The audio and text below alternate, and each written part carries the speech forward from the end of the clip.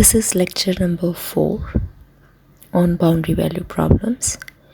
In this lecture, I will discuss D'Alembert solution of a one-dimensional wave equation. Consider one-dimensional wave equation given by equation number 1. Second order derivative of u with respect to t, this is equal to c square. Second order derivative of u with respect to x, where c square is equal to t upon rho, where t is the tension in the string and rho is the mass per unit length, that is the density of the string. U is the deflection in the string at point x at any time t. In lecture number 2 and 3, we discussed about the solution of one-dimensional wave equation using Fourier series. In this lecture, we will find out the solution of this one-dimensional wave equation by transforming equation number 1 in a suitable way by introducing two new independent variables. We change the variables x and t in terms of two new variables. The transformation is defined by equation number 2 and 3. Variable v, this is equal to x plus ct, equation number 2, and w, another variable, this is equal to x minus ct, given by equation number 3. The idea of this transformation comes from the solution of one-dimensional wave equation for the special case when initial velocity is 0. We discussed this topic in lecture number 3 on boundary value problem.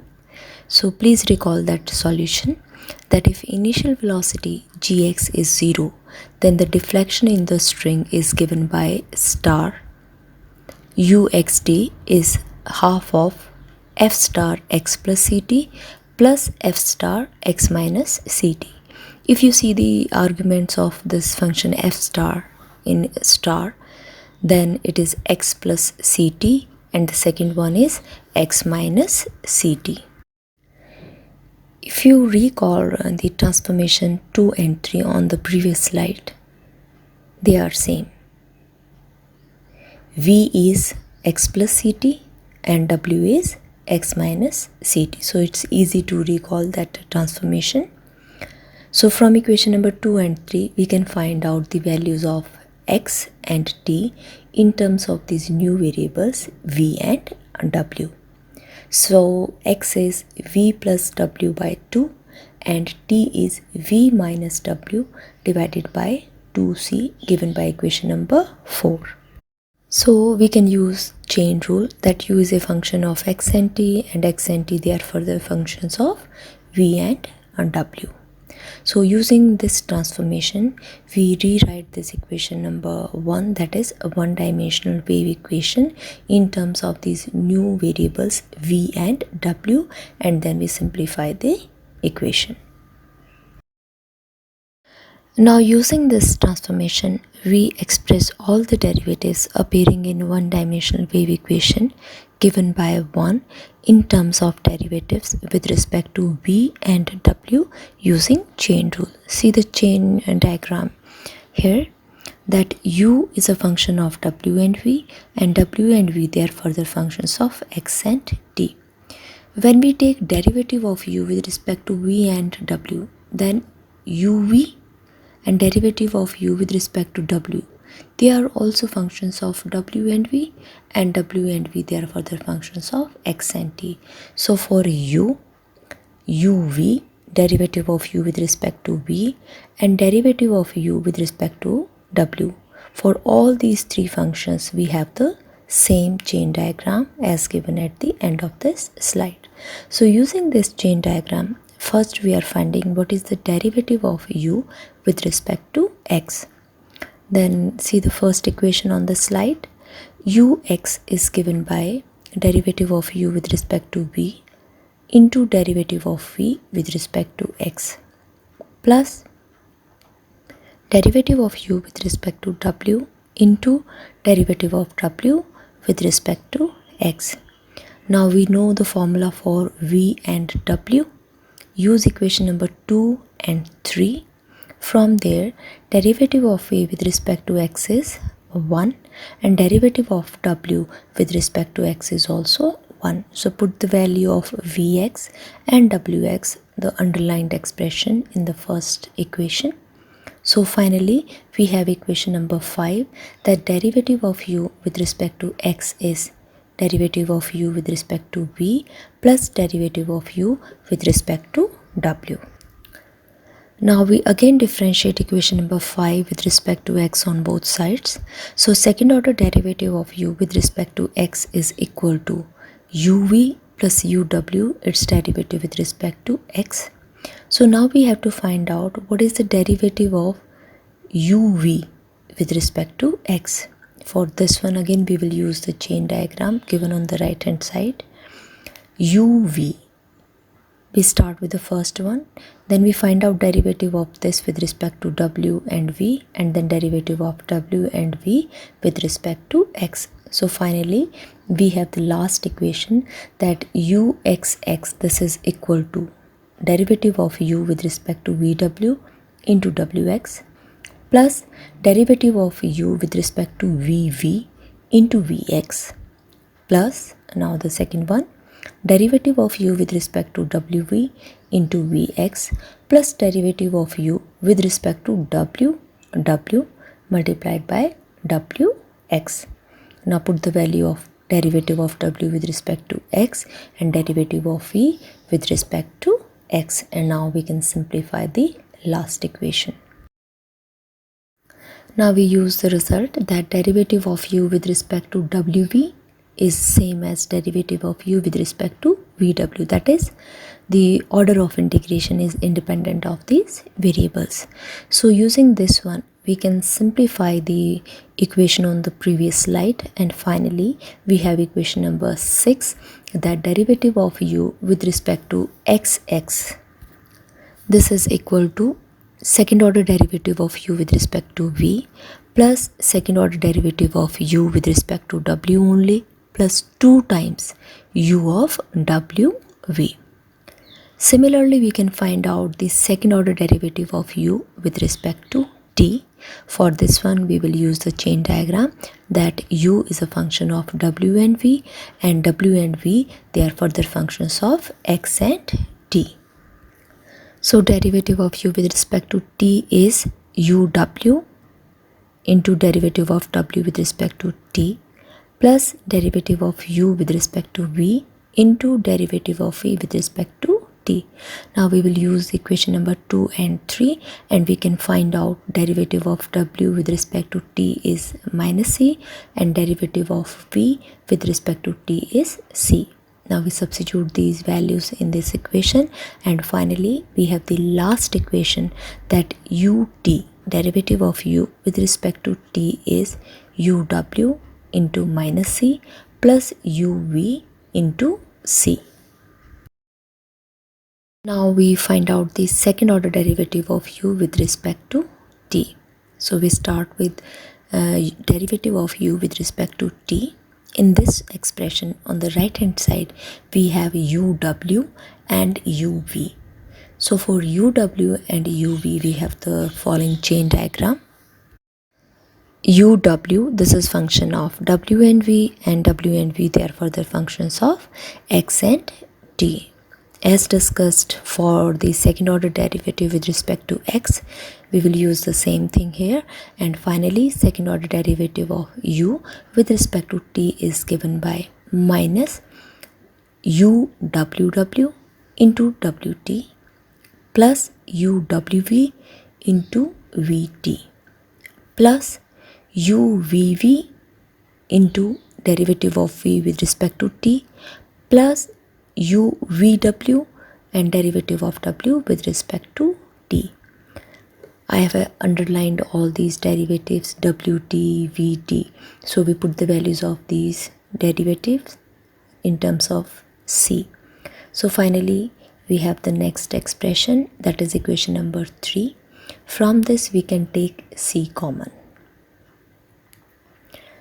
and after taking c common, collect similar terms. Finally, we have equation number 7, that is second order derivative of u with respect to t, that is utt, this is equal to c square. Second order derivative of u with respect to w plus uvv minus 2 times derivative of u with respect to vw. I'm just rewriting equation number 6 here. Now we will use equation number 6 and 7 in the one-dimensional wave equation, that is the equation last equation on this slide. We put the values of utt and uxx. After putting the values of these derivatives in equation number 1, that is one-dimensional wave equation, we have this second equation on the slide. Cancel similar terms here on the left and right hand side, and finally we have 4 times second order derivative of u with respect to wv, this is equal to 0, that is equation number 8. So finally we have equation number 8. This is a one-dimensional wave equation after using the transformation in terms of v and w. Equation number 8 is a second order partial differential equation, so its general solution will have 2 arbitrary functions. So let's solve equation number 8 now. Integrate equation number 8 with respect to v, keeping w as constant. Then on the left hand side we have derivative of u with respect to w only. On the right hand side we have 0, so its integration is just going to be 0. When we are integrating with respect to v, w is constant, so we will add one constant of integration, and this is going to be some function of w. So let's call this one as phi star w, where phi star is an arbitrary function. So we have equation number 2 here, that partial derivative of u with respect to w is phi star w. Now we integrate this above equation with respect to w, keeping v as constant. On left hand side we have just u. Now we integrate on the right hand side, that is phi star w, and add constant of integration. Now here v is constant while we are integrating with respect to w, so the constant of integration will be some function of v. So I am calling that one as psi of v. Phi star w is a function of w, so even after integration we have a function of w. Let's call that function as phi of w. So we have the second equation, that u is equal to phi of w plus psi of v. Now just put the value of w and v. V is x plus ct and w is x minus ct. So finally we have equation number 9, that uxt, this is equal to phi of x minus ct plus psi of x minus ct. So this equation number 9, this is known as the D'Alembert solution of a one-dimensional wave equation. Now we will find out the solution of this equation satisfying the initial conditions. We have two initial conditions. First one is initial deflection, that ux comma 0 is f of x. This is the initial deflection given by equation number 10. Second one condition is initial velocity, that is derivative of u with respect to t at time t equal to 0. This is equal to gx given by equation number 11. So now we solve equation number 9 along with equation number 10 and 11. So differentiate equation number 9, that is the D'Alembert solution with respect to t. We have equation number 12, ut, derivative of u with respect to t, this is equal to c times psi dash x plus ct minus c times phi dash x minus ct. For initial condition, we will put t equal to 0 in equation number 9. So we have ux comma 0, from equation number 9 I am using on the previous slide. So ux comma 0, this is equal to phi of x plus psi of x. And we know that the initial deflection is f of x. So finally we have equation number 13. So to get equation number 13, I'm using equation number 9 and the initial condition, that is equation number 10. So finally I have equation number 13. Now second condition is initial velocity. So in equation number 12, put t equal to 0. On the left hand side we get ut at x comma 0. This is equal to c times psi dash x minus c times phi dash x. Now use initial velocity, which is gx. So finally we have equation number 14. So now see equation number 13 and 14. We have two arbitrary functions phi and psi, and using equation number 13 and 14 we find out these two functions. In equation number 13 we have two functions phi and psi, and in equation number 14 we have phi dash and psi dash. So we integrate equation number 14 first with respect to x so that we can have again phi and psi. Then we have two equations in terms of phi and psi, and using two equations we can calculate these two arbitrary functions phi and psi. So integrate equation number 14. First we divide it by c and then we integrate it with respect to x. The limits of integration we are taking as x naught to x, and for simplicity I'm just changing the parameter here. Rather than writing phi dash and psi dash x, I'm writing that as in terms of parameter s. So on the left hand side we have integration from x naught to x psi dash s minus phi dash s integration with respect to s. This is equal to 1 by c integration x naught to x g of s ds. Now on integration on the left hand side we get psi of s minus phi of s. Now we put the limit x naught to x. Keep the right hand side as it is, that is 1 by c integration from x naught to x g of s ds. Now on the left hand side in the second equation, put the lower limit and the upper limit. Keep the upper limit here, psi x minus phi x. This is equal to k times x naught plus 1 by c x naught to x integration g of s ds.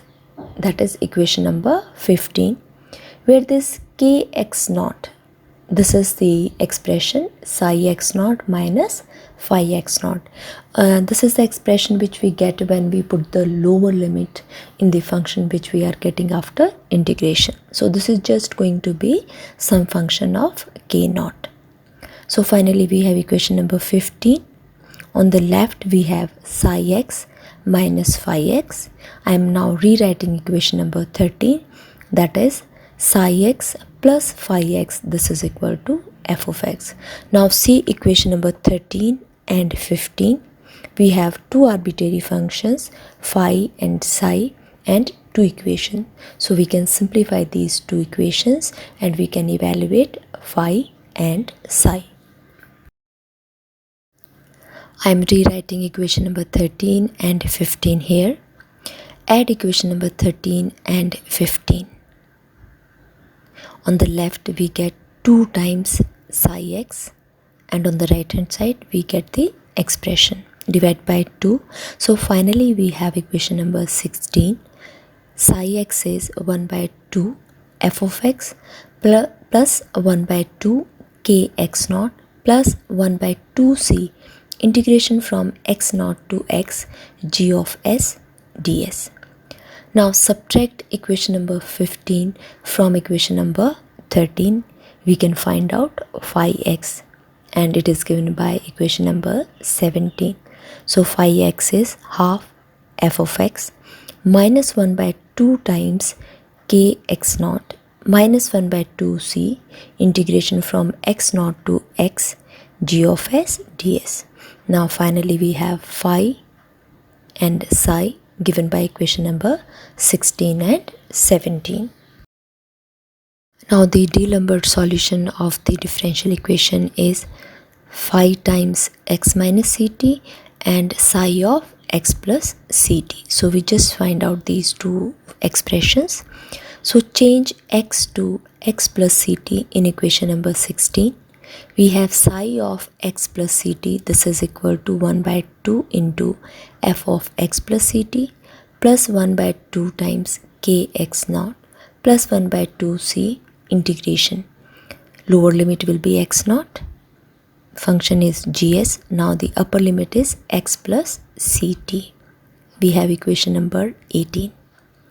Now in equation number 17, that is the value of phi x, change x to x minus ct. So we have equation number 19, phi of x minus ct, this is equal to half x f of x minus ct minus 1 by 2 times kx naught minus 1 by 2c x naught to x minus ct gs ds. Now we use equation number 18 and 19 in equation number 9, which is given below. Second equation here, u of xt is psi of x plus ct plus phi of x minus ct. Now put the value of psi and phi in this second last equation.